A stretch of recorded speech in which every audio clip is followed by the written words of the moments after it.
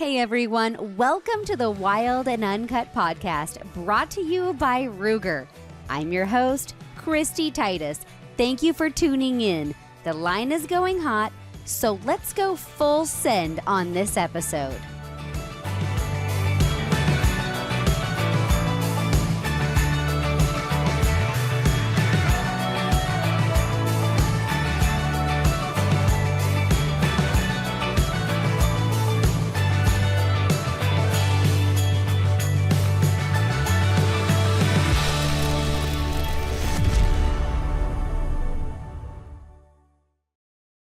In a world where rugged and reliable matters, Ruger stands strong. Celebrating 75 years of American-made craftsmanship, Ruger continues to set the standard for excellence in firearms.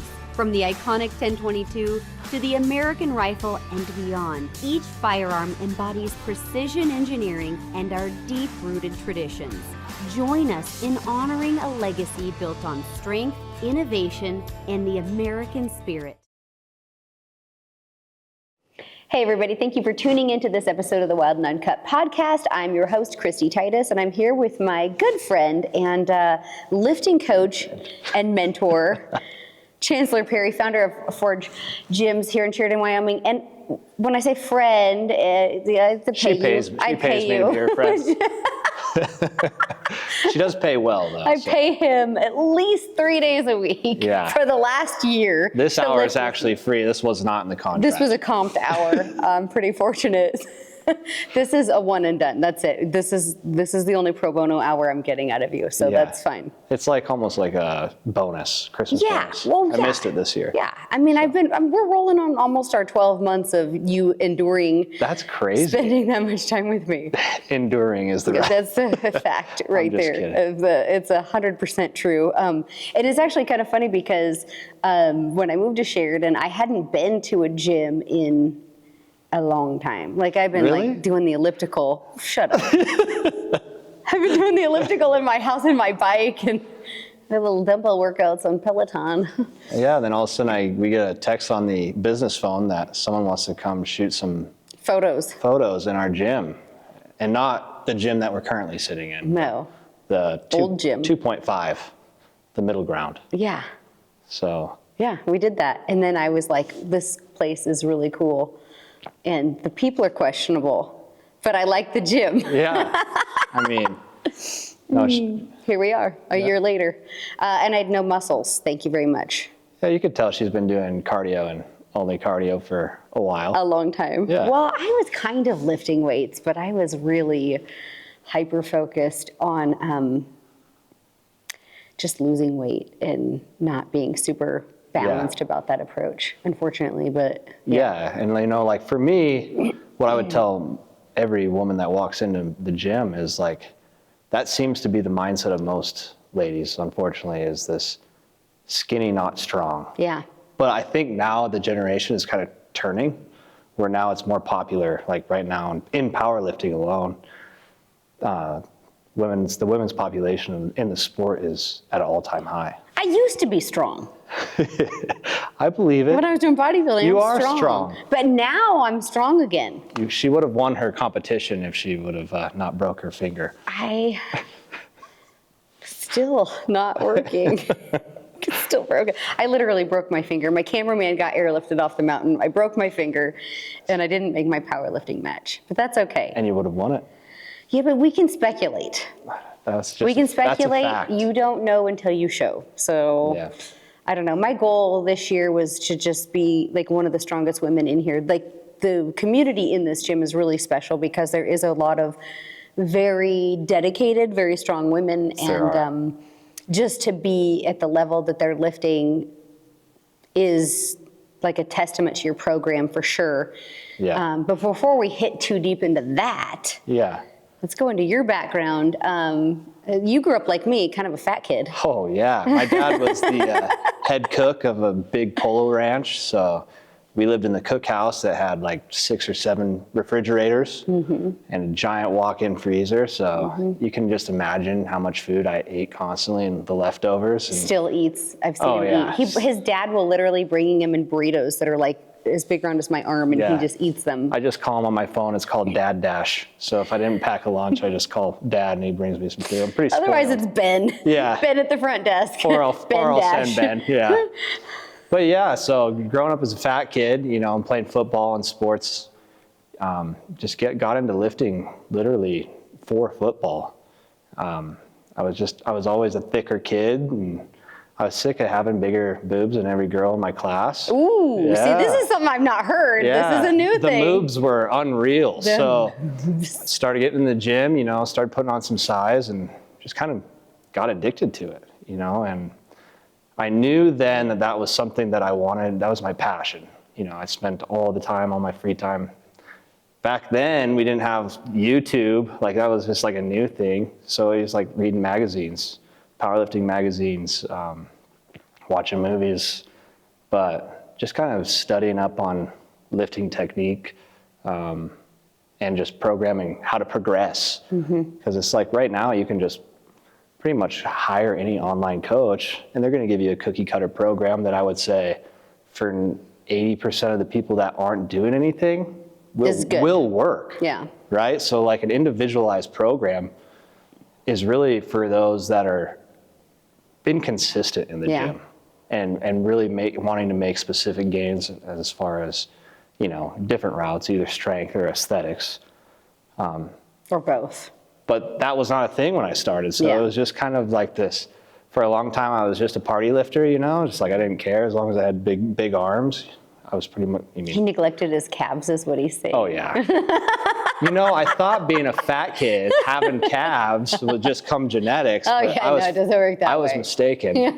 Later in life, when I did bulk up, I did realize that the fatter I got, the bigger my calves got. So these babies right here have actually gone through some growth. So, but yeah, after that, I went into the military after high school. I knew that if I went to college and took my football scholarships, I was not going to be focused on football, more parties and women.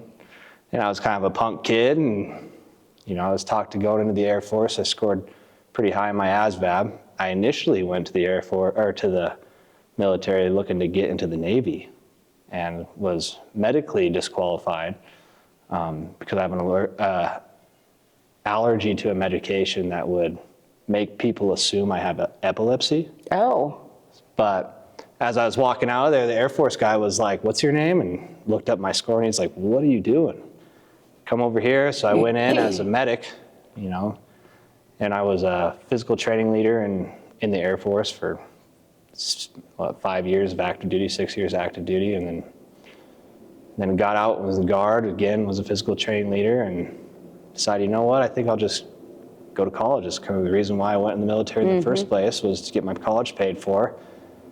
And I just kind of fell into that. I moved up to Bozeman, started working at a huge, exactly modeled like this rehab center where it's more barbell physio.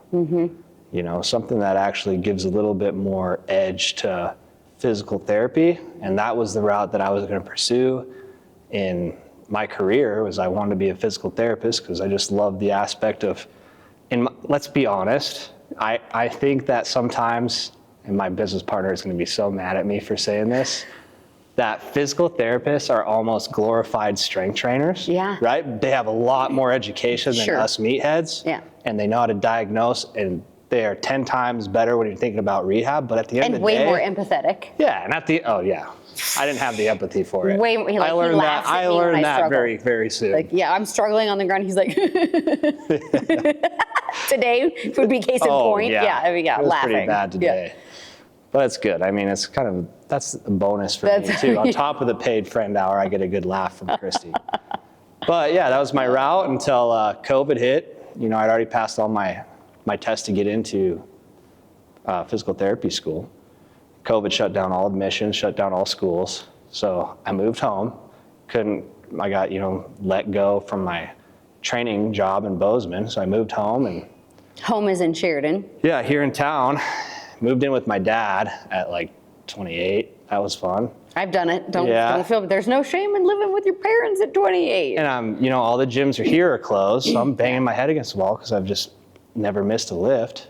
So I get online and I'm looking for gym equipment, and everything is just sold out. Yeah. Rogue's gone, Titan's gone. Unless I'm spending upwards of 10 grand, which I didn't technically have. I had some student loans, but I started looking at it and I was like, you know what? I think I can make this stuff. So because you're also a very talented welder. You're kind of a craftsman of sorts with that, well, it's getting better. Yeah. The first few racks were hard. It's pretty impressive, the stuff that you built in this gym and the vision you've had. But, it was just like my dad taught me from an young age that, if there's a will, there's a way, right? As long as you have enough effort and apply it towards something, it usually turns out all right. And even if you're like the first rack I built, every single hole you see in there, I drilled by hand, right? And then there's not a drill press big enough to go through both sides of square tubing. So as you can imagine, each upright on the rack would take me 8 hours to finish. And they're uneven. Uneven, right? Yeah, no way. But yeah, there was a few times that the holes weren't spaced right. But you live and you learn. So I built a squat rack and a bench, and I placed it in my dad's single car garage.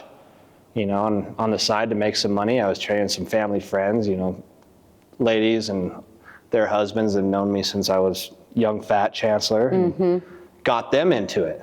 And there's some of them are still here today. That's incredible. But like a survival, you're just trying to survive. Yeah, I was just trying to make some money, right? And all of a sudden in this single car garage, I've got like 12, 15 hours of clients working out in my dad's garage during COVID when that shouldn't be happening. Yeah. Well, then COVID kind of calmed down and I was like, you know what, I think it's time for me to find a bigger spot. And his dad kicked him out. Yeah, no He was way. literally eating him out of house and home. Yeah, seriously. Are you kidding me? My dad has so much food, it's ridiculous. It was like paradise there. Yeah. Someone cooking your meal, that's one of my 3 rules of success. Oh, by I the know. way. You want to hear my 3 rules of success? Everybody needs to hear your 3 rules of success. 3 rules of success. First off, you go to work when you want to go to work. So that could be 6 a.m. when you wake up, or say you sleep in until 8 or 9, but you get to go to work. 1, you're successful. 2, somebody is cooking your meals, or dinner at least 3 times a week. Either your wife, you're hiring somebody, your dad. Lauren. And number 3, and most importantly, you have to own a skid steer. You don't have a skid steer. I know, I'm not there you are yet. Such a loser. There's always room for improvement, okay? But owning a skid steer is goals top in life. of the chart. Goals in life. But you have baby steps going on. You got 1 and 2 going on right now, but the skid steer, so you don't have. So here I was, skid steerless. No, I'm just kidding. But we moved everything out of my dad's little single car garage into this big space, probably not even half the size of this. And that was like big space. Didn't even have a set of dumbbells. And, Mike and I, years ago, my business partner, Michael Alzheimer, he's a physical therapist here. We had thought that we were going to open a gym somewhere. That was kind of our goal. So I used to run a free boot camp for a Sheridan community while I was building cabins up on the mountain. And it got super popular. It was just like 30, 40 people would show up, come flip tires at a pasture and do crazy workouts. And he came one time. Sounds like traditional boot camp. Yeah. Michael spent the whole time puking on the fence, but. Wait, that was our this goal. During Fat Mike time? No, this was like during Rip Mike time. Rip Mike, okay. Fat Mike it was only a couple of years ago. Fat Mike and Fat Chancellor. So this is like a gym story back end. Like Mike and Chancellor had this competition of who could gain more weight. Yeah. So they could lift more weight. And Mike put on 50 pounds. Oh yeah. So, at least. In this weight gaining contest. In our meathead minds. Women don't do this stuff. Yeah, but in our meathead minds, we thought, mass moves mass. The bigger you are, the stronger you should be. Unfortunately, fat mass does not contract. No. Right? So it usually just gets in your way. We learned that later. I got up to 250 and I'm like 5'10" and a half. Oh boy, that half inch matters. Every half inch matters, Kristy. And Mike is like 6'3", 6'4". He got up to 300 pounds. So he was huge. We opened this gym as just complete fatties, power lifters. And I am swamped to 50 plus hours of clients a week. He's swamped to 50 plus. And when you say that, I just want to say you're affectionately calling yourself fatties because you were doing it intentionally. Oh yeah. Like it's a very affectionate. There were rules term. to this. Yeah. Every night we had to make sure we ate a whole cake bowl full of cereal, had to finish all your meals during the day, and whoever gained the most weight at the end of this won a big 40-ounce T-bone steak or tomahawk steak from the Rib and Chop. I won by a pound. Okay, not by much. Not by much. No. But Mike definitely looked more of the part than I did. See, when you're fat, you can really grow a beard and chisel out a jawline. It's like man makeup. Mike can't grow a beard, so he can. Fat Mike looked fatter than Fat Chancellor. Even though I looked like a tater tot, honestly. But we moved into that place. Mike came down. I kind of told him I got him something for his birthday, and surprise, I opened our gym in Sheridan like we said we weren't going to do. And I did this behind your back. Now please come home and help me. Now please come home and come work with me on this dream. Yeah. So did that. We got in contact and, networked with a bunch of people. And we finally, one of my clients came in and he owned Sheridan Ironworks in the building next door where you were introduced. Where I met you guys. And we moved into that building, which was twice the size of that. So that's like 3 moves in 2 years, from the single car garage to that place. And I kind of just kept planting the seed because, this in Sheridan, this is like one of the oldest buildings there is. Like everybody knows where Sheridan Ironworks is. There's a giant neon sign that glows every night. Most people take their senior pictures around it because it's like this giant, beautiful brick building. And the first time we came in here, we were shooting a promo video for a deadlift competition. And all I could think about was, this has got to be my gym. So I kept planting that seed in Dr. Derek Gilbert's mind, like, dude, come on. Forge in Sheridan Ironworks, like just saying that makes sense. Let's turn this into a building. And he was kind of, yeah, I could see it, blah, blah, blah. And finally, I think it just clicked. Yeah. And I'm not even kidding you, the day that he said, let's make it a plan, didn't have anything in writing, nothing. I was in here that weekend. The place we're sitting now was a metal storage area for Sheridan Ironworks. I've been ironing here for over hundreds of years, So I started cleaning out this place that next weekend, taking boxes from the second floor from, 1915 was the receipts that I was reading as I was pulling these boxes out of here. Boxes upon boxes. Everything in here, we just started slowly chipping away at. And it took about 3 years. Most of the work I did by myself. We did it as the Forge crew together. Just other than the stuff like we needed an architect for or engineer or HVAC. But like, every weekend we spent in here just having this dream of just one day, even though it feels like a pipe dream, we're gonna have this big 18,000 foot facility. And just kind of whittled away at it, and finally it came, and it was just like, okay, holy smokes.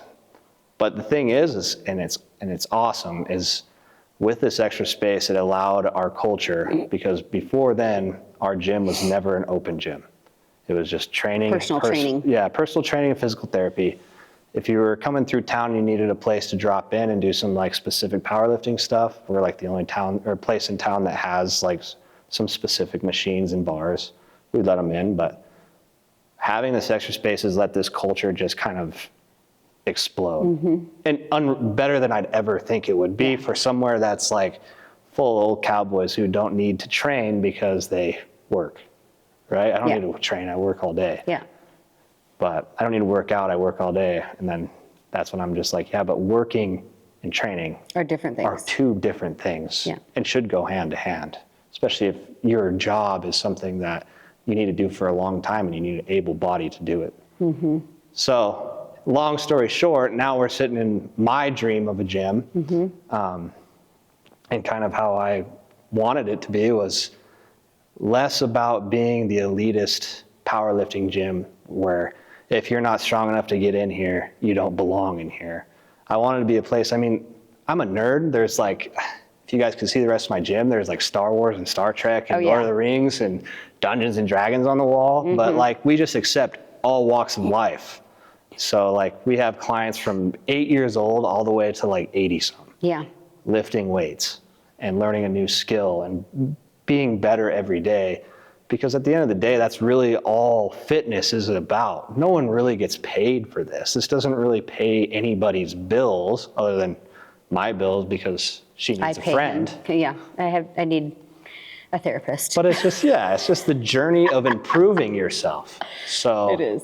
Well, and I think that like listening to your story, the most important thing I take away from all of this that is applicable to anybody, regardless of where they're at in life, like if you have the dream and you have the belief that you can do something, whether you think you can or whether you think you can't, you're right.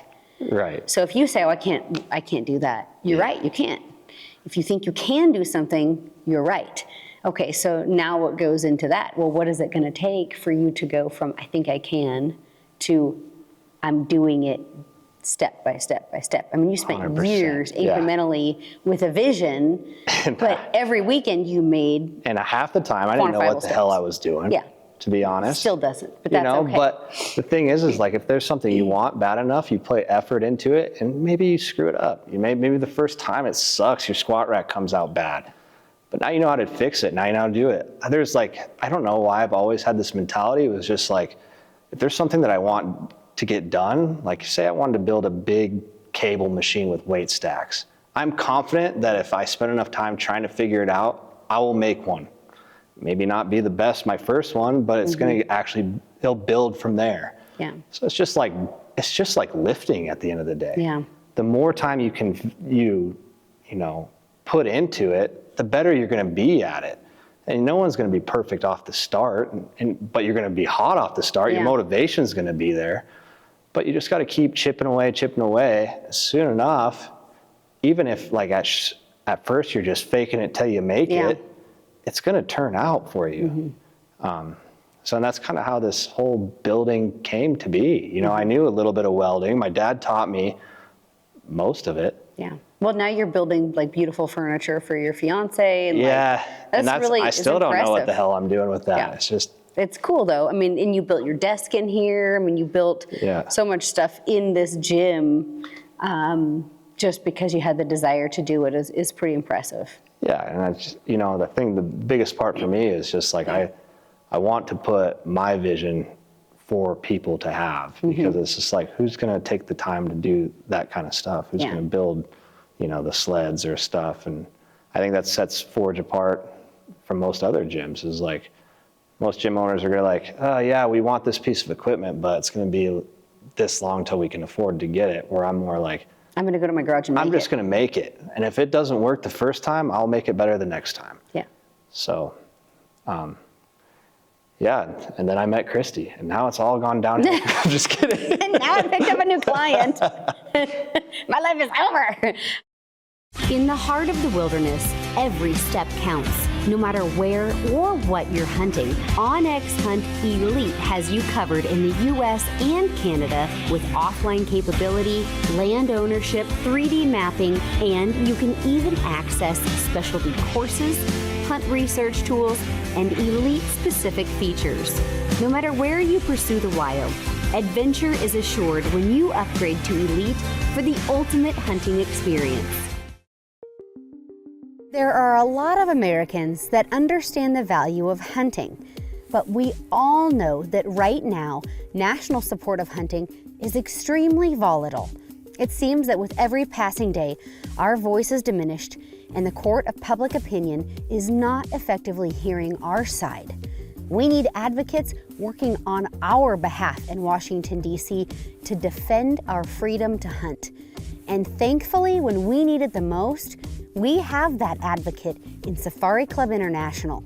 SCI's world headquarters are located in Washington, D.C., just blocks from the United States Capitol, which means that SCI is on the ground with our congressional leaders and federal agencies on our behalf, on behalf of the hunting community. SCI has an active political presence in all 50 states through their extensive chapter network and government affairs staff. If you have ever wondered why you should be a member of SCI, you shouldn't wonder anymore. Join us in the fight to defend hunting. Go to safariclub.org to learn more. And that goes into, when I started training here, I had lived in Sheridan for a couple of years, and I just really hadn't found, like when I was in Bend, Oregon, I had a great gym family. That was back when I was bodybuilding, and I kind of morphed into doing a little bit of CrossFit there, but I had a home gym. Heck, I'd been a member there off and on since I was like 15 years old. Wow. So most of my life I'd been at the same gym. And then when I moved to Prineville, I just never had that strong gym family. I never connected really with a gym as much. And it really is the people in a gym, I think, that make you want to go back and go to it. 100%. And when I found this gym, the culture was just awesome. Everybody supports each other. We're all ribbing each other. And you have such a diverse membership here. You have older ladies and men, you have young people in here, and everybody in between. You have people in here for physical therapy, for rehab, people that are learning to walk again, and alongside lifting, somebody who's powerlifting and super strong. But hopefully, for me, coming from an injured background where a few years ago I'd learned how to walk again, I remember being injured and feeling like, man, someday I'm gonna be there. And hopefully, when people are in here for physical therapy, hopefully they're looking at everybody else in here and going, okay, I'm going to be back at it. Oh yeah. Better than ever. I see it constantly. We'll have the people doing physical therapy with Mike and looking at somebody like you doing the squat. I think just the other day someone was like, oh man, I wish I could squat like that. It's like, well, you can. Yeah. We'll get there. It's just going to be baby step to it. Yeah. Well, I was rowing the other day, you pointed out. I was rowing what I was squatting a year ago. Yeah.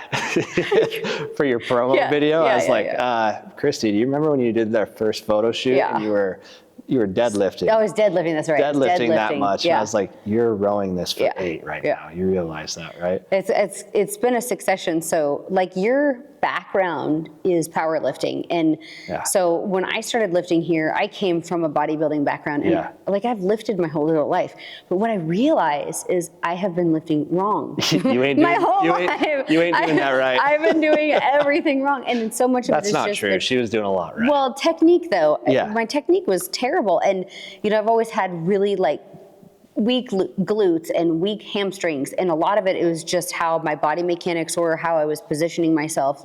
Now you got me on wedges, or you're always watching and making sure that I'm lifting properly, that if I'm doing a sumo deadlift, you're making sure I take the slack out of the bar, that I'm not using my back, and all of the things. You're like, hey, you need to be shoulders up, not butt and then shoulders, and I was just Kristy had this thing I call mirror syndrome. Everything that she could see in the front of the mirror was great, strong, super good, but everything that she's not looking at the mirror is a little bit weaker. But part of the technique, right? And the reason why I focus and drill that so much is because this is something that you can do. Sure. So for years, this should be something you do all the time. But the only way to do it that long and do it successfully and progress, there's obviously going to be setbacks now and then, is if technique and your foundation of strength is solid. Yeah. So that's why, the first month with Kristy, we probably didn't even feel very challenging to her because we just focused on technique. I was sore. Don't let him fool you. Yeah. I was so sore. And it is nice because, when I started lifting, because I'd been so hyper-focused on cardio, my elliptical, my spin bike, I'd been so hyper-focused on that when I would do even my little dumbbell weights in my house with my Peloton workouts, but the first year of doing that, consistently, I was so sore. For 3 or 4 days, I was miserable. Yeah. And this hunting season is one of the first hunting seasons that I've walked into the fall and in a long time, where I'm ripping and ready to go. I can hike, I can run, I can go. I'm not running, but you know what I mean? If we do more than 8 reps of anything, it's cardio. Yeah, that's cardio. 100%. But it is a different philosophy training here, and like coming from like a powerlifting philosophy versus like the beauty building philosophy, Yeah, 100%. is completely different. Like, And I think the reason for that, and especially for people like you or, outdoorsmen, very active, that powerlifting needs to be, just heavy lifting in general it doesn't have to be specifically powerlifting, but I would say more focused towards strength building, right? Instead of the beauty building, is because if you are beauty building and bodybuilding and doing high volume sets and reps while you're lifting weight, and then going to go do high volume hikes, right? Where you're constantly pounding your joints, you climb up and down hills, you're carrying and lugging things. You're not giving your bones, ligaments, tendons the chance to bolster up and get strong enough to support the muscle mass that you have.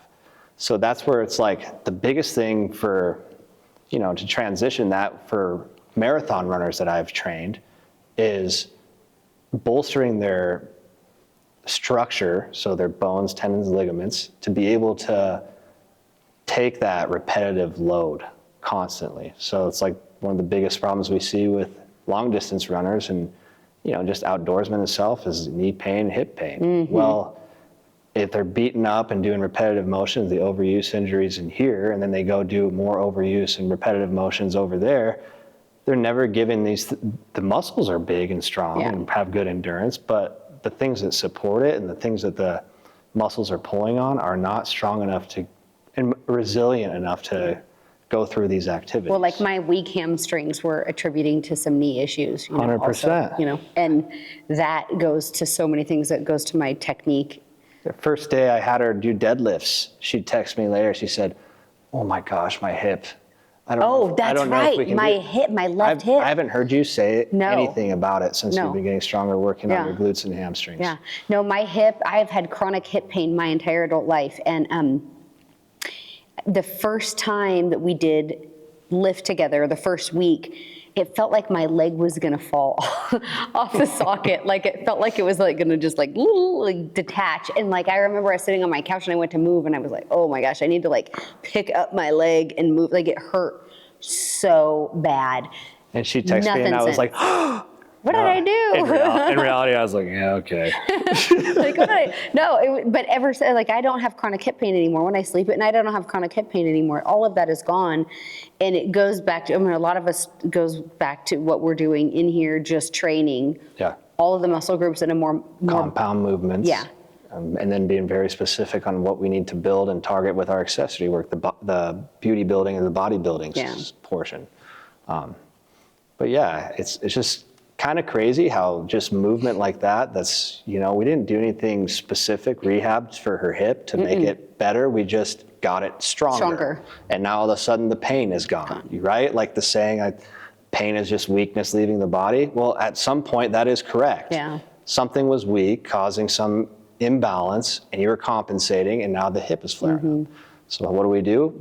We bring up everything that's weak to match the strength. And now I've never heard you talk one more time about your hip. No, the only time I get sore is when I take a sabbatical from lifting for a minute. And that seems to be more often. Well, it's hunting season. Yeah, like, what are you gonna do? Trust me, but I know. it's I guess also for me, a lot of this journey was evaluating not just, okay, I need a trainer, I need to lift more, but it was also evaluating like the food I was eating. I cut alcohol out of my life almost 2 years ago. Huge, that is which was so huge. Important. And I'll have the occasional drink, but we're talking like 4 times a year. Yeah. I'm not drinking frequently, or not even weekly, not even monthly. That is a very hard topic for me to just beat into some of my clients' heads, is that, dude, you can't expect to get wherever you want to be. If you want to gain muscle mass, or if you want to get stronger, or if you want to cut, if you're out there drinking every week. Yeah.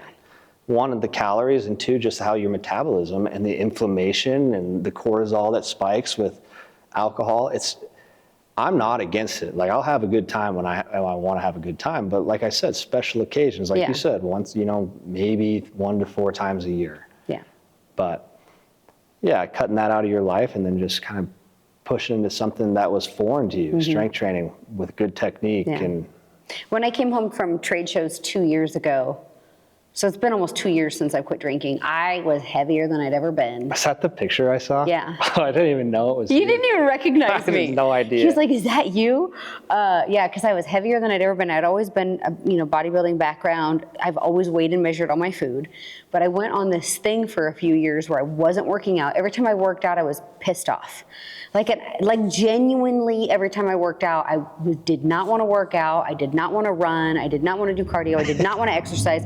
I was just eating, and I was putting on a lot of weight, and I was drinking a lot. Like I was at the shows, at the banquets, and I would be drinking wine and doing all the things that everybody else is doing at them. When I came home, I looked in the mirror and I was like, who are you? Like, this is not me. And when I had to choose, like, do I want to feel good or do I want to feel like this? Right. And alcohol was just something that I make some jokes where I tell people, well, I can do two things in life. I can drink alcohol or I can eat. And I chose to eat. Yeah, but it's kind of true. It's totally true. It's kind of true. Like, so I'm not true. wired to do both. And most people aren't. You see so many people, especially once you get your middle age, and they're swollen and they're poofy, and you see it on them in their waist and their bodies. And they don't look good. That's funny too, because it's like, my sister, she's part-time bartender, and one of the open gym members here goes to the bar and he's like, hey, Chancellor's your brother? She's like, yeah. And she said he was pretty drunk, Man, how did he get so big? And my sister, just being how she is, just bluntly looked in the eyes like, well, he doesn't drink or do drugs. He's not down here. And he's eating. Yeah. Like at the end of the day, food is super important too. Yeah. So like what we're eating, what we're putting in our body. I've always told people, and this probably sounds just ridiculous, but when you're comparing powerlifting to bodybuilding, and if we're competing and like we're being in a contest, powerlifting is very specific as your training needs to be dialed in. Mm-hmm. You can eat whatever the hell you want, really, if you're not worried about getting a weight class. But if we're thinking about putting on strength, as long as we're eating enough, our training needs to be dialed in so that we're not generating too much fatigue and we can still perform correctly. But it's the opposite for bodybuilding. Yeah. You can train like a total jackass most of the time, like just doesn't make a lot of sense. But your diet needs to be dialed in. Your diet has to be dialed in, 100%. Now, some of the most elite, the strong that look good, have figured that out. Mm-hmm. And we're just like, well, how hard is it to dial my training in and dial my nutrition in? And now that's where you have like the people that you see on Instagram. Yeah. Which is a whole nother topic too, is Instagram. Yeah. What people show on that just blows my mind sometimes. Well, my thing is like I spent a year. So after I just stopped drinking and started like doing my at-home workouts, I spent a year basically like I don't want to say I was ashamed to go to the gym, but I used to feel strong when I would step into the gym when I was doing my figure competitions. I felt strong. I was confident when I walked in, when I could do the workouts and I would feel good about them. I felt good about my body. But, at this phase of my life, I didn't, and I was not ready to go to a gym. I was like, oh gosh, I don't want to go to a gym. Like I can do these little dumbbell curls and I can't move my arms for 3 days. Like I'm not going to a gym. And I think people need to start wherever they are. Yeah. Like that's the big thing is like start where you are and make those changes. If you're not ready to jump into like going to a gym, don't. Right. But I've also learned that if I don't pay you to train me 3 days a week, I know. I am not going to work. I will not put myself through the stuff you put me through. I will not do the things you ask me to do. Like today I'm doing one-legged Bulgarian split squats. Yeah, and I'm like, hello, I have no coordination. I literally told you, if I fell, like you have to pick me up because this requires some level of coordination and that's not me. And athleticism. Yeah, like, it's not me. But I mean, there's things that we're doing in here that I would never do on my own. And then also, like you've taken me of like this progressive like incline of like how much weight I can pick up. And then when it's time for me to like set a milestone, you make sure I'm ready before I realize I'm ready, and so I never fail. Yeah. And that's pretty cool. Yeah, so like just having that plan, right, is huge too. Well, my goal like this summer was 225 or whatever, 220 on my deadlift, and we crushed that. Like, crushed that in like weeks. Like that was like no big deal. And then the last time I picked it up, we were like, 280? Yeah. And I don't know. It was still great too. Yeah. And it's like that spot where you're in your life where you're like, I wasn't ready to go to the gym. In my experience, the best thing that you can do at that point, if you're sitting at home and you're like, I'm just not ready, is hire a coach. Yeah. You know, even if it's someone that's just holding you accountable to work out at home. Yeah. You know, my personal experience was home gyms were never good for me because the couch is there and my gym is there. I got to go to the couch, right? Like, it's just way too easy. Getting in the car and making that decision to be somewhere. Yeah. And then on top of that, hiring a coach, especially if it's a trainer that's meeting you at the gym and you're in that mindset, you know, you will fail yourself Monday through Saturday, twice on Sunday. But it takes a sad person to fail on somebody else's accord, right? If somebody's waiting for you, 9 times out of 10, you're not. You're gonna show Especially if you're paying for the hour, right? And there's a cancellation policy. You're not going to buy a movie ticket and then just decide, I don't want to go to the movie. I have canceled on him a couple of times. Let me just say, Sometimes it's unreal. Well, like, I called him one day and I was like, hey, I can't commit. I just stuck an antelope. And he's like, what do you mean? Did you hit it with your car? I'm like, no, I just stuck an antelope with my bow. Like, I won't be in today. I'm sorry. Like, I'm going to miss our training session. Like, I got an antelope down over here. Like, random weird phone calls from Kristy for canceling. Oh, my cameraman got airlifted off the mountain. I won't make the powerlifting meet. Sorry. So crazy. Like, those are some of the firsts I've ever gotten. Yeah, well, you know, they're legit excuses. You know. Legit. I've never called in sick. Legit. That's true. She just comes here sick and spreads it to me. That's true. I am a little sick right now, but I'm not sick enough to kill you. Yeah, so, I'll be okay. But I mean, I haven't called in sick. It is, so like I just finished reading a book called With Winning in Mind, and it's wrote by an Olympic shooter, and you know, it talks about when you want to be world class at anything or succeed at anything, it's talking about like steps. You don't just have an outcome like, oh, I want to win this, or I want to be the best at this, or I want to lose 20 pounds. What you have to master is the process. Yeah.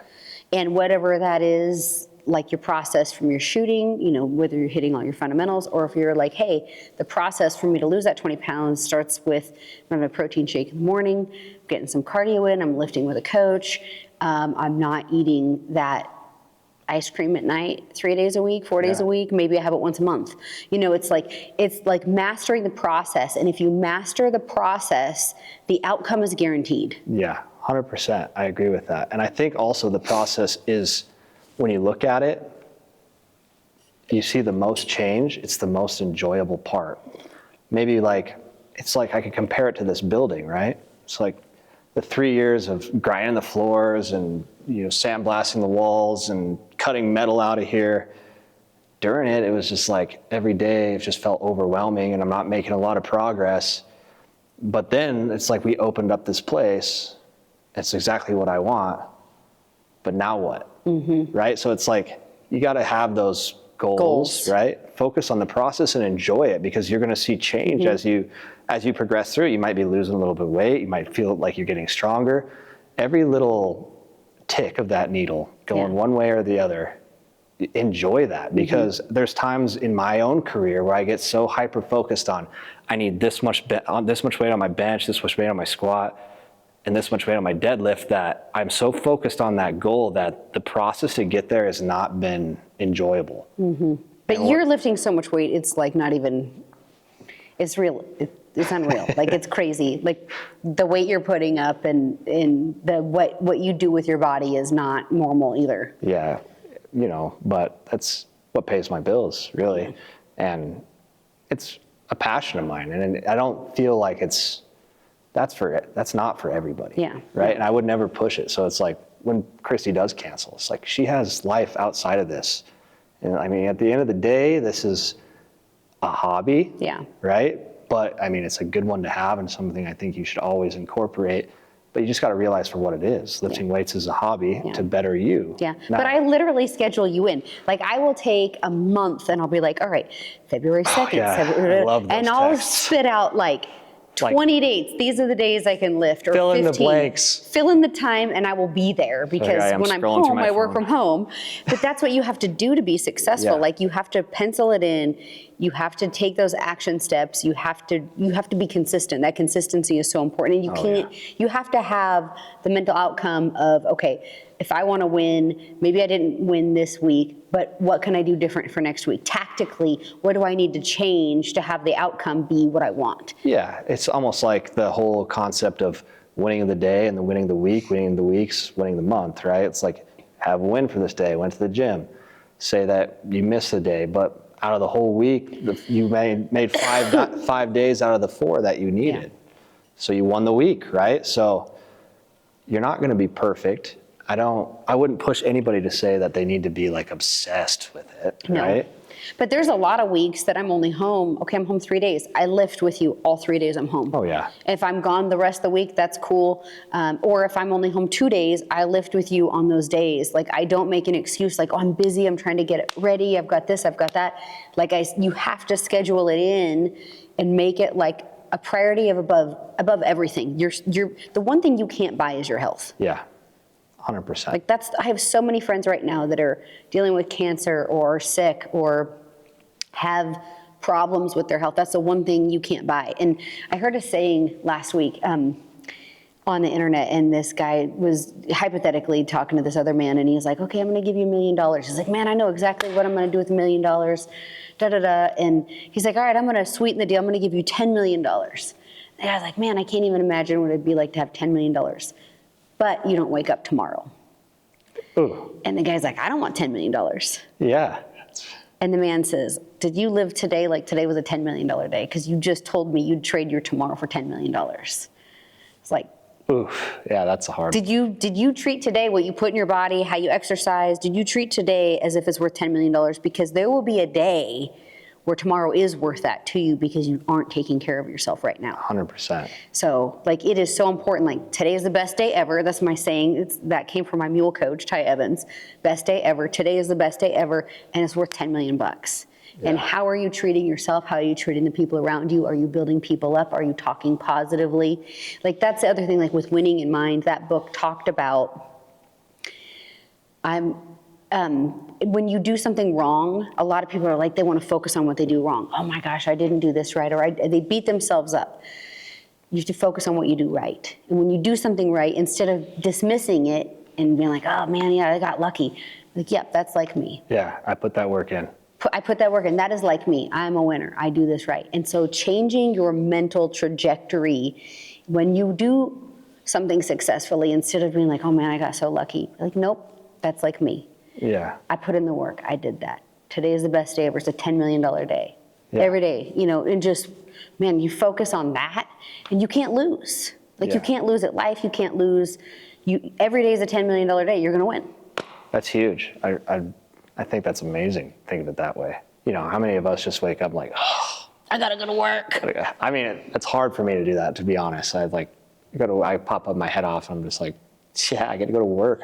Feels like I'm just like, oh, Titus is coming in at noon. Oh, yeah. I think I'm going to call in sick. If it's Kristy at 8 a.m., I'm like, call in sick. I'm just pulling myself out of bed. No, it's great. But at the same time, I really like that and focusing on the good that you do. But you also need to, when you do mess up or you do fail, like. Don't focus on it. Yeah, and move past it. Learn from it, right? Yeah. Like I feel like some of the best things in my life have come from injuries or failures, especially in my lifting career. Yeah. It's like I harp on you so much about your squat shoes.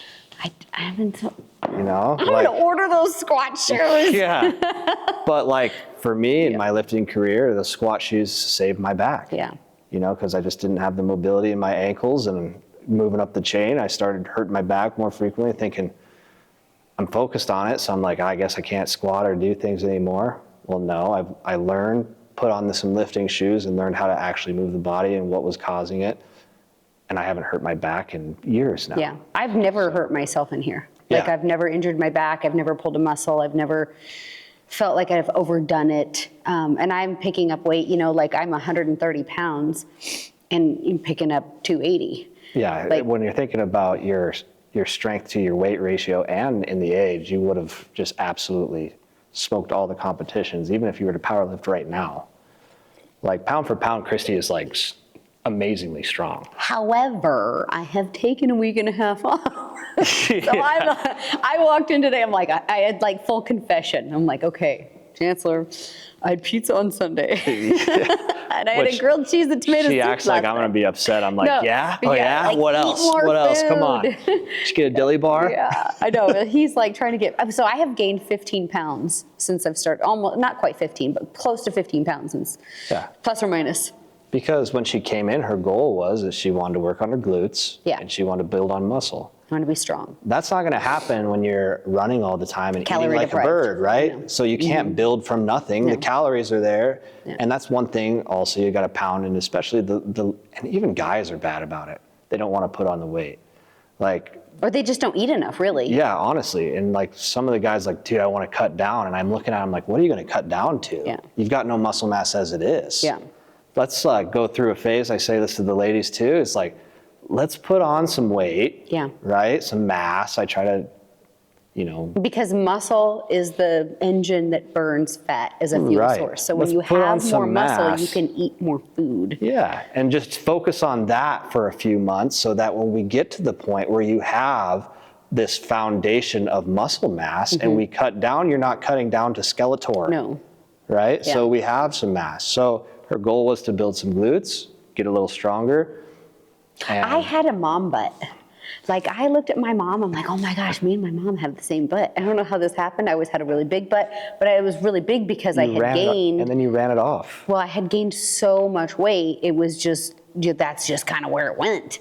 And then when I lost it, that's always hard too. Yeah, like when you hyper focus on losing weight, you got to remember there's no way around losing muscle mass when you're losing weight. No. There's no way. You're going to lose it even if you're eating correctly.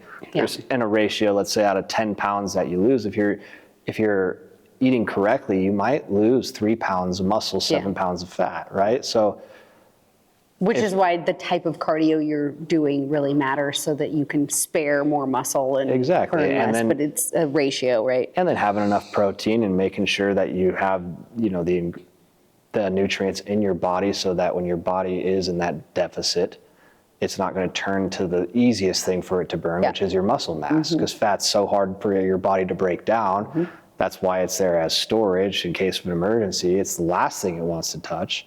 So when you're out there and you're running your tail off all the time, eating salads, eating like a bird, you're just depleting. The most of your weight loss is coming from your muscle. Yeah, you might be skinny, but you're skinny fat now. Yeah. Right? You're not burning off the fat. Yeah. So type of cardio like Kristy's talking about, where it's like fat burning cardio. Target heart rate. Walking, right? Incline tread. Something that's not spiking your heart rate through the roof. Yeah.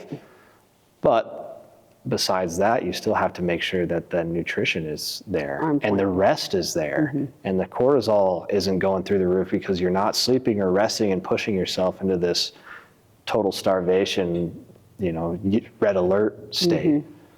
That's one thing I did this trade show season too, is I brought protein shakes and put them in my suitcase, like pre-made bottled protein shakes. And I mean, they're heavy, they're not lightweight. Yeah. But I'm like, you know what?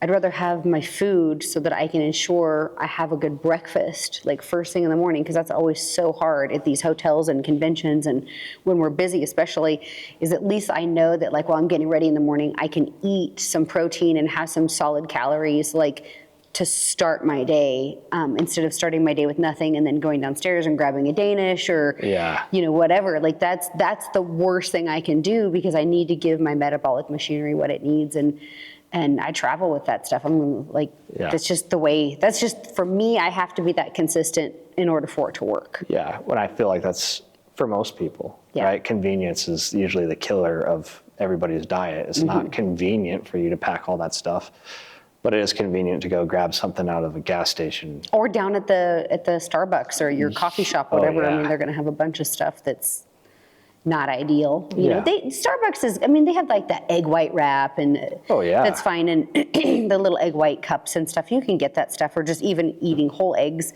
But I think what the problem is for a lot of people that are traveling a lot or just busy is an over excessive carbohydrate intake, So trying to balance that out. And so since you put on the weight and the muscle mass, since you've been here and feeling stronger, going into this season, aches, pains, anything like that? No, I didn't have any aches or pains this fall. I mean, the only thing that happened to me this fall is I broke my finger, but that wasn't your fault. Yeah.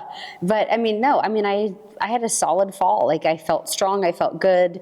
The hard part for me is the rebound effect, right? So I'm in the gym and I'm lifting and I'm strong, and then I leave for, 3 weeks on the road, or, this last hitch was like, not quite. I don't know, I had a couple of days in between trips, so it wasn't solid, but it's 3 solid weeks of travel. She flies home, lifts, and flies out. Like literally kind of what it is. It's just hard when I get back in the gym because you almost start out feeling a little bit defeated. So you have to overcome like a mindset. So, you have to, like, my philosophy is I have to meet myself at my best of where I am today. Right. So I'm not maybe as strong today as I was in October when I was doing Hell Week. Yeah. But I'm as strong as I can be today because of the circumstances of my life, but I'm still showing up and I'm not making excuses and I'm making time for it. And I think that's the hardest thing. Like New Year's, everybody's making resolutions. And this has been like literally like a hardcore 2-year journey for me. And a lot of people are like, well, I did this for 6 months. Yeah. And that doesn't cut it. Like, you have to commit to a lifestyle, Yeah, this is just something that you do now. It should be part of your daily routine. Alcohol is just something I know I can't drink, and it's not part of, and the great thing is, like, you go and you're at events and you're doing things, your work parties or whatever, and you don't drink alcohol. You feel so much better when you wake up in the morning, especially when you're sleep deprived. Yeah. Like, it's like a thing. It ruins your sleep. Yeah, well, and my friends, a lot of my friends drink. Yeah. And they drink a lot, and they like to party, and they like to hang out. And I'll hang out. I have a midnight rule. I'll hang out up until midnight. Turn into a pumpkin after that, or what? That's it. Like, nothing good happens after midnight unless you're predator hunting in Texas. Yeah. Okay, so that's kind of the rule. But as a baseline in life, I think the biggest devil on society's shoulders right now is alcohol. Oh, 100%. Right? 100%. It's just like, it's so acceptable. Yeah. Right? Which, I obviously accept it for what it is, and. But just being the athlete that I am, like, when I drink, I know, because I just get so inflamed. My pain comes up, my performance comes down, so it doesn't align with my goals. Mm-hmm. Now, if this isn't something that, like, you're serious about or really committed to, like, who cares if you have a drink or two? Yeah. But it needs to be, moderation is key in everything, for sure. Right? Even when you're talking about your fitness journey too. Mm-hmm. You can't deprive yourself from the pizza you had this weekend. Or I'd rather have pizza than a drink all day long. You got to enjoy it a little bit. Come on, you have one life. Maybe that's why I'll never be in a bodybuilding competition, is because I don't like that mentality that I am so restricted. Yeah. And you have to surround yourself with people that support your journey. Like, I think that's really important. And having accountability is huge. So I'm doing this masterclass mule training thing with some of my mules, and my coach was like, oh, we're all gonna have an accountability partner and blah, blah, blah. And I'm literally sitting there thinking, there is no way. I'm pretty antisocial. I don't have a big sphere of people around me. And I was thinking, there's no way I'm gonna do this. And it's like God talked to him in that moment. Like, and I think I told you about this. He literally called me out. He's like, all right, Kristy, you're going to go with Christina.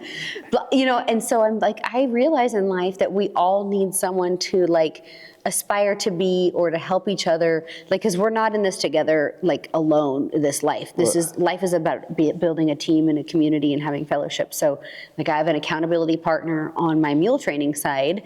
I have an accountability partner in my gym. Sure, I pay for it, but it's worth it. Like, I mean, it keeps me in line, it keeps me focused. And then, like, on the days I'm not feeling strong, you push me, and then on the days that I may not realize how strong I am, you surprise me. Yeah. Right. And there's always a benefit to it in who you surround yourself with in life.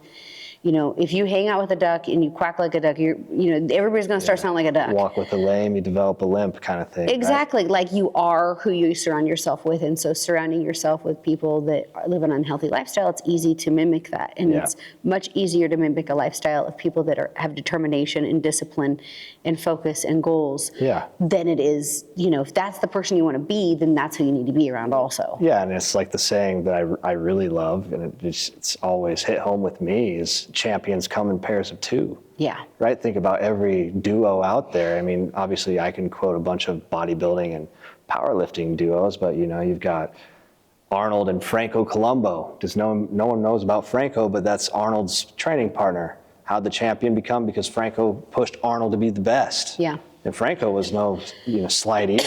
He was awesome. Yeah. In the powerlifting realm, you've got Louis Simmons and Dave Tate. Dave Tate's like my mentor. Like I think he's the best, the smartest mind in strength coaching. But he learned from his mentor, Louis Simmons. So it's like there's always someone there that you align your passions with. You have similar goals, and if they're a good partner or they're a good person to be around, they're either going to want you to succeed and do better. Yeah. They're not rooting for your downfall. No.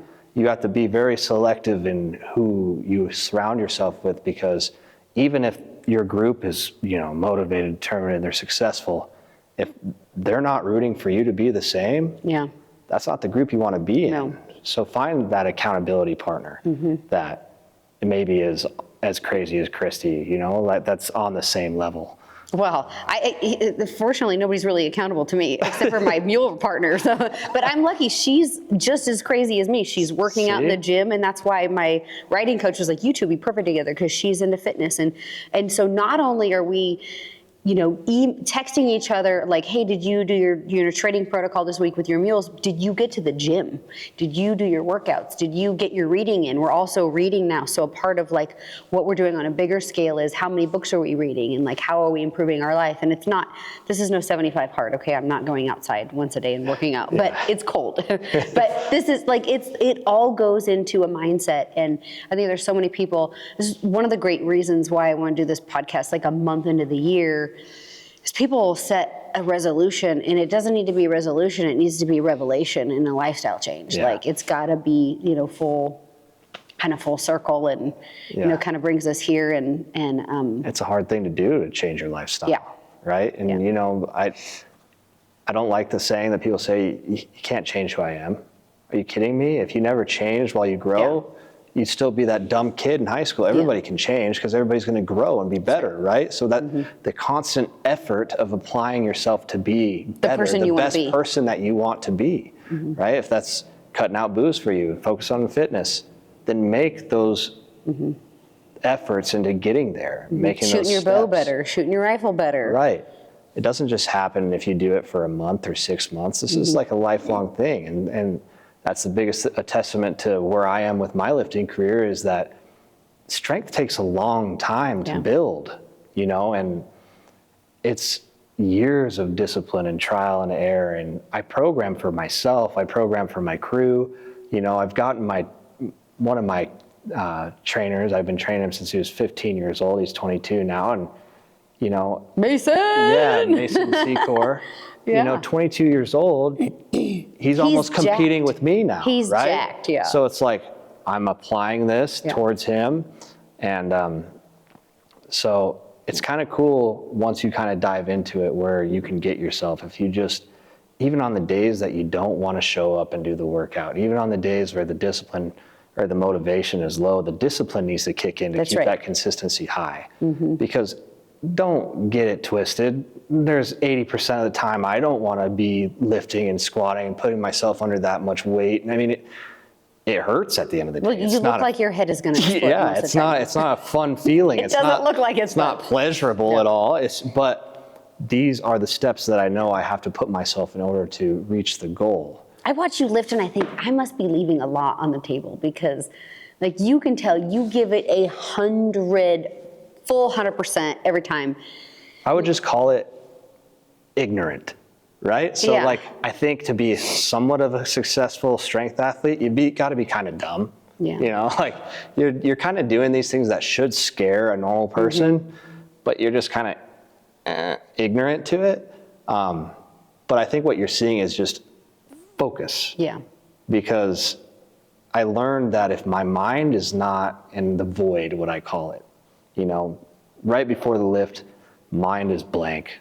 Yeah. I'm not thinking about the people I need to program for. I'm not thinking about clients. I'm thinking about just myself and what needs to be done and how it needs to be moved. Once I'm entered that void, it's complete focus on how I need to execute right now. And it's a weird space to be in. And it's I would challenge anybody to try to find that position, you know, even if it's competitive shooting, where for that brief instance, you've entered the void where you have all that's ahead of you is just your goal, and you know the steps that have to be present in order to reach it. That's one of the things they talk about that in that With Winning in Mind book is when you step up to shoot or do an event, you're not thinking about the outcome. You're thinking about the process. So for you, you know, the way you have me hold my breath before I do a movement, or how I, you know, bend at the waist or don't bend at the waist, like you're always on me, like, okay, deep breath this time, do it right. So you're very process oriented. Like when I'm lifting, when you're lifting, it's the same thing with everything, is when you're in that void, at some point it becomes unconscious competence. So you're not thinking about really anything. You're just focused on hit, miss, or, you know, drop it down, come back up. And I have lifted with you where I've gotten down and been like, ooh, like my brain almost panics, like, oh. Yeah, you start slipping out of the void, right? What did we do down here? Because this feels real heavy. I ain't felt this before. But then she stands up with it. But you get up with it, and then you're like, okay, the next time you get down there, your brain is like, okay, I can handle this. We're cool. I tell everybody, and you know, this more in just life, is you're always going to revert, especially when you're in a state like that where you're in the void and you're doing, you know, it could be competitive shooting or whatever. But when you're in that state where you're trying to lift maximum load and you're doing something that you're uncertain that you can do, you're always going to revert back to what you've practiced the most. Now, have you practiced dog shit technique more than you've practiced good technique? Yeah. Well, if that percentage of good to dog shit technique is unbalanced, you're going to fall back. When you get to the game day, you're going to fall back to bad. Well, right? my sumo squats have been a really long process of trying to correct that technique, because it has been a brutal. But now I'm getting to the point where I can go pick it up and I do everything. I do the mechanics right. But it like for a while, like I felt stupid. Like you had to film me, and you're like, look, this is what you're doing. You don't understand. This is what I want you to do. Let me show you what you're doing. I'm going to film you now because you're doing this wrong. And then, so I had to get that right before I could add weight. Yeah. Like that was one thing that you were really, really focused on, is like, okay, I know you think you're doing this right. You're not. Yeah. So let me show you this again. Just like today when we were squatting, right? We kind of forgot the cue of pushing the knees out. Yeah. And what I make you do, drop weight, and we're going to drive the knees out and practice for a lot of reps. Yeah, but that's just me with my quads taken over, and not getting your glutes engaged. That's right. It's just I fell back on a bad habit because I hadn't lifted. And I do it all the time. Yeah. And then I watch my performance dive. And I have to break it down and figure it out. But that's the process, and that's the stuff that I just love, is that part of it, right? It's just like, you know what needs to be done. Now let's give it some attention, put in some effort, and put some work towards it, and all of a sudden you see stuff improving, and that's the best part about, you know, strength building and just the fitness journey in general. Yeah, there's so much to it. We could dissect this all night. I think the biggest thing, like you said, is just starting, getting a plan, having accountability. All of the things, you know, rolling out. And like, we've gone so far in the last year. I'm so excited to see where we go in the next year. I feel like my first year's progress was really fast. My second year's progress might not be. I think it still will. It might not as be long as as fast, the consistency is there. Consistency is there. I would offer this general word of warning to anybody listening to the podcast would be, if you go to a coach and day one he has a program for you as an individual, probably not a good coach. So make sure that he goes in and he learns how you move, what you need to work on as an individual, because if you're hiring a coach for your individual needs, day one, he shouldn't show up with a program of what he assumes that you are weak or need work on. Yeah. Right? Yeah, that was one thing you discovered, like my ankles were weak. This all kind of took incremental amounts of time where you're like, wait a second. Let me see you do this and that, and then you're kind of putting it all together, and it took time. And that's how a good coach kind of approaches each person individually, because otherwise the cookie cutter programs will get used so far, but at some point Kristy needs more work on her glutes than say this other person does. And what exercises is she actually activating her glutes correctly on? So. Or other body parts that you might need, calves. Yeah. You know. Well, no, you don't need those. Something. Those are just genetics, honestly. Something. No, I think I'm excited for year 2. I got strong last year. That was my goal. I got strong, and I did get strong. I met my goals. Like I met my blew them out of the water. Yeah, blew them out of the water. This year's going to be like, I'm not seeing the big jumps, right, in how much weight I'm putting up. That's okay, though. But that's okay. Yeah, because it's just little bits, and I mean, I'm bench pressing my body weight now, which is huge, and my deadlifts are pretty strong, and so I mean, I'm like, if you consider like all things equal, what strong is, I think I've kind of hit that baseline of what I would consider as the beginning parts of considering someone strong. Now I want to crush that. Yeah, like now I want to like. And just don't let the whole social media mindset skew you, right? Like people will take a picture of them 5 years ago and put it next to a picture of them cut and be like, transformation. Yeah. But you don't know how long the time has been. Yeah. So like the smaller steps, that's still as important to me as the big jumps. Mm-hmm. So every little win, you just got to think about it in your head. Like, where was I when I started? Like compared to now, I'm rowing what I deadlifted. Mm-hmm.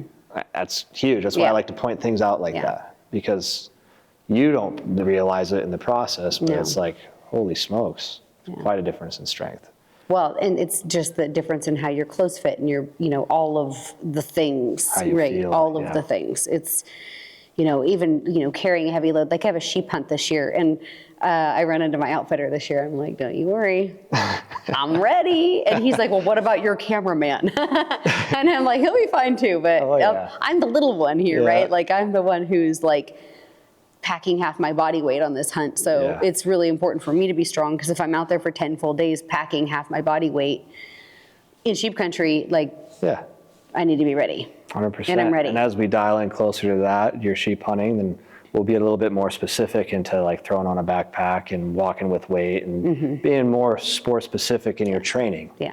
Right. And there's off seasons, and then there's like contest prep. I would consider that. But the worst thing we could do right now is just make Kristy always wear a backpack and make her train like she's always in that pre-season going into that. She needs the off season to build actual strength. Yeah, which we're doing currently. And I want to pick up 4 days a week. It's just so hard for me to do. I struggle with 3. So I'm like, let's get through 3, the whole month of March. Like I'm like trying to do a staycation. I'm like, okay, well maybe March is like my meathead month. Yeah, meathead March. That should be a holiday. I'm just gonna like go full bore in March. Like, okay, March is 4 days a week, meathead March. Yeah. We should actually do that as an Instagram. Meathead March, like that should challenge. Be a holiday. Yeah, I'm gonna hit it. But if people come to Sheridan, Wyoming, and they want to come to the gym, they can just come down, drop in. Day pass. Most of the times you just come in and talk to us, like, have at it.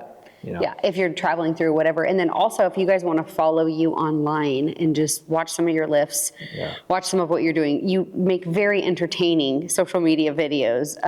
Like some of them are like dorky and you're funny, and some of them are like serious lifts. So, because you are a dork. Big time. But if you're not having fun, what are you having? So what's your handle? It's just at Chancellor Perry. Yeah. And then the gym handle's at Forge, Build, Conquer, Repeat. Yeah.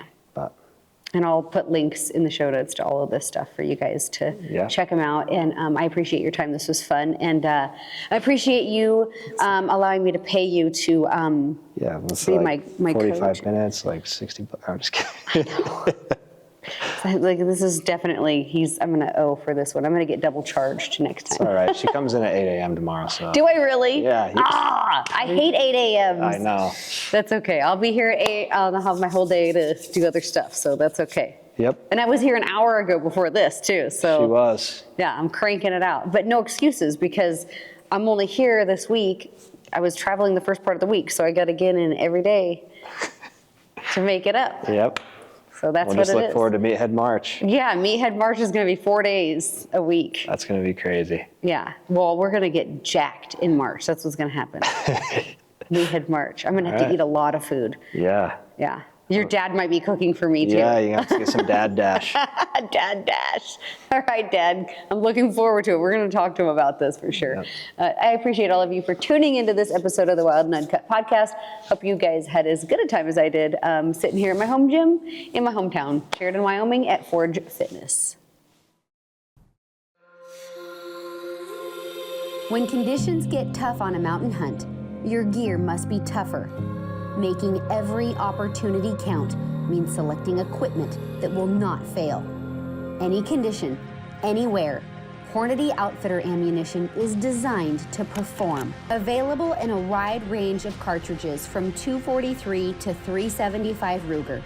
When you're looking for a hard-hitting, deep penetrating bullet and cartridge that performs in the most rugged environments, look no further than Hornady Outfitter ammunition.